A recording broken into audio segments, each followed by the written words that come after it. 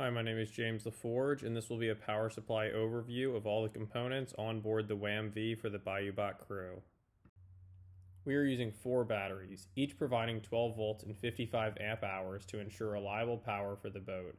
There are 2 sets of battery pairs run in series to increase the voltage to 25 volts. 25 volts is needed for the motor voltage. These batteries are designed for both deep cycling and starting applications, allowing for efficient operation of our onboard systems. Their AGM technology makes them spill-proof and maintenance-free, enhancing safety and convenience in a marine environment. These batteries also have 750 cold cranking amps. This is a general wiring diagram of the boat that shows which wires enter and exit out of the relay box. The relay is used as the kill switch to cut off the ground connections from each component. This diagram also shows the voltage and current required for each electronic module.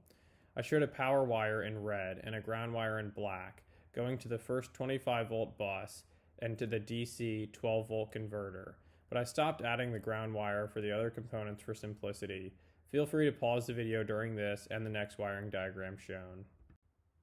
This is the kill switch or e-stop diagram, which gives a look inside the relay box. As you can see, there is a relay in the center of the box responsible for cutting the ground from the motors and electronics.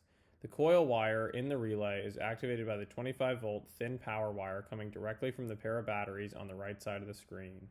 The key switch is used to cut ground from the ground bus in the relay box, stopping the coil from activating, which does not allow ground to run to the motors and the electronics box.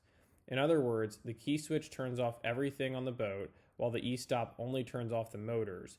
This is because the electronics box still has a constant 25 volts and ground directly from the right side battery box as long as the key is in the on position.